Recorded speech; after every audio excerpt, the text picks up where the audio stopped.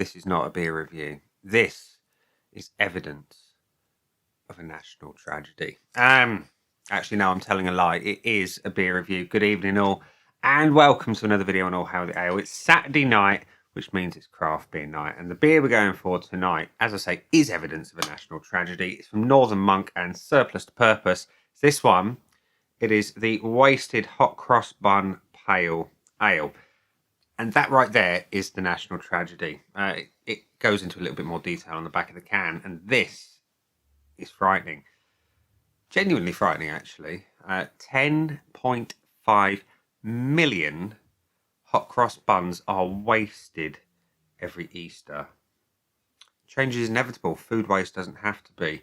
We believe our system is broken, but it can be fixed. We believe every single person should have access to food as a human right. It's not wrong. This is how we end food waste. How soon that happens is up to all of us. There is a QR code. I will stick a link to the Surplus to Purpose website in the description. But 10.5 million hot cross buns wasted, left over. What? How? Why? Who's letting this happen? Yeah. Anyway, this is a 5% ABV pale ale from Northern Monk and Surplus to Purpose. Yeah, there's not an awful lot more I can tell you about the can, or the beer inside the can, should I say, other than it cost me £3 in Tesco's. I do like the artwork. I do love a hot cross bun myself. I've got some downstairs. I've got some triple chocolate ones and some regular run-of-the-mill hot cross buns. The interesting thing on this one is the flavours. Or your ingredients listed are water, malted barley, wheat, oats, cinnamon, bun spice flavour, hops and yeast. So it should, by all accounts, taste of hot cross bun. It makes no mention of hot cross buns being contained in there, though. None at all. It implies it, but there is no mention in the ingredients list of any hot cross buns. Flavourings, yes. Hot cross buns, no. Anyway, let's get it out and see if it's any good. So, naturally, we're going to pour into my Northern Monk glass. The pour is pale. As expected, it is a pale ale. That will do nicely. So we have a hazy golden yellow beer with a nice 1.5 fingers of white head. That up there looks all right, doesn't it? So a whiff. See if it smells as nice as it looks. Oh, interesting. At first, it smelled a little bit like hogarm with the spices. But that's obviously coriander and orange. But it has that vibe. It does. There is a fruitiness to this one. And there is something... The cinnamon is there. I mean, bun spice to me, it's allspice, clove, that kind of thing. Nutmeg. The cinnamon, it's all there. It smells really quite nice. There's a little bit of banana coming through as well. Really quite interesting on the nose. So it looks good. It smells really interesting. See what it tastes like. Cheers.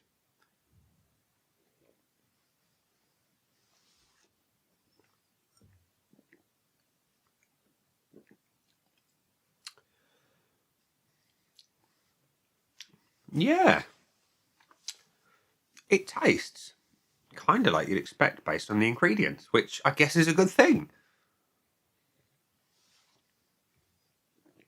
Body's light to medium. Carbonation is silky smooth. Mouthfeel is nice. A little element of dryness to it. And the flavours, as I say, are pretty much what you would expect. You get the cinnamon, you get that clove, you get that allspice type thing going on. And you get the banana on the back end. That's an interesting little note in a pale ale. Banana I sometimes get in Belgian beer, but never in a pale ale before.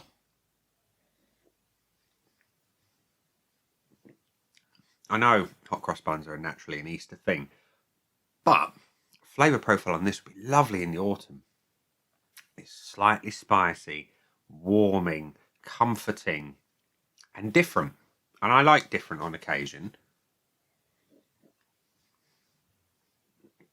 No hint of the 5% whatsoever. Subtle bitterness coming through.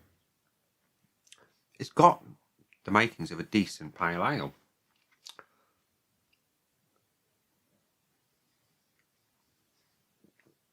Yeah. Different. So, before I tell you exactly what I think of it from an objective point of view, let's go to the Aid Memoir of Untapped, which says there have been 833 check-ins to this beer, 5 from people I know, all the 3s for the average score, slightly higher from those who I know have tried it at 3.47. Do I agree? I don't know. My scoreboard of joy has currently not got the name on it, so I'm going to put that on now. Hot Cross Bun Pale Ale, abbreviated HCBPA. Let's give it some points. So, the looks. It's a good looking beer. You know, it's a tidy looking beer. You've got a lovely colour to it. Nice level of haze. Lovely head on the beer. And the colour, like I say, the colour is really quite nice. Can I fault it? No, I cannot. So it's having a point. I wouldn't change a thing on that one. The aroma is interesting. Like I say, you get that banana in a big way. You get the cinnamon, you get the clove, you get the bun spice, as it's called. Never heard it called bun spice before. It's nice. It's not very strong though on the nose. And it's got that Hogarden vibe about it, which if you like it, you're going to love this. Yeah. It wouldn't be one, if I smelled it up front, I'd go, wow, that's going to be game changing or something that's going to set my world on fire. It's all right. It's all right. It needs more strength. I would love more cinnamon in this one, though. Got to admit, it's, like I said, the banana is a welcome addition. I'm going to give it the 0.75. I just want more. I just want a bit more. So, the body. It works for a pale ale. Light to medium, silky smooth carbonation, little bit of dryness. Not that the dryness has got anything to do with the body, but you get my point. Would I change anything? Not really. No, I wouldn't. So I'm going to give it a point. The taste. It tastes like you'd expect. The big bonus for me is the banana. I like that a lot. And I get it. They've had to stay safe with the flavour profile. You could easily have gone overboard and put too much. Too much clove is a bad thing. There's no easy way of putting that. It is a bad thing. But I'd like a little bit more cinnamon. And yeah, just a bit more of that. Little bit more of the hop profile to come through. So again, I'm going to go the 0.75 on that one. Otherwise, it tastes all right. I like the bitterness. I like the dryness. I do. And the finish. Banana. That's what I'm getting. Mostly banana. A little bit of the spice. And yeah, it's not bad. It needs a bit more bitterness on the back end for me. So again, I'm going to give it a 0.75.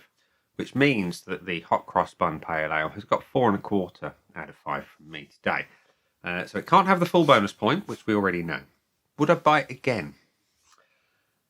Ooh, good question. Not this time of year, I must admit. Even though it is Hot Cross Buns and it is springtime officially, maybe. I don't know. I never remember exactly when. We're past the equinox anyway. Clocks change at 1 o'clock tomorrow morning, so it's close enough. But that for me, it worked better in the autumn, and we've got autumnal weather outside. It's absolutely chucking it down. I can't convince myself to buy it again right now, so I'm going to say no to that one. Value for money though, £3 a can in your local Tesco right now. It's not bad. It's not bad at all. So yes, I'm going to say it's value for money because it's a flavour profile that you haven't seen elsewhere in the supermarket before. Certainly not at that price. So yeah, value for money. It's getting a tick in that box. So the Hot Cross Bun Pale Ale from Northern Monk and Surplus to Purpose has got 4.25 out of 5 with a value for money tick as well. There we go. So a little bit more than the average score overall. A tasty beer, a good cause, yeah. And like I say, evidence of a national tragedy, because no way on God's green earth should we ever be wasting 10.5 million hot cross buns, ever. Especially when there's people going hungry. So there, yeah, good beer, good cause, good people. And we're going to leave it there and say, that's been the beer. I've been me. Those down there are the buttons. You know exactly what to do with them by now. You've got your like, comment, dislike, and subscribe. Choose any combination of as you wish. And I'll see you again soon for another one. Bye for now.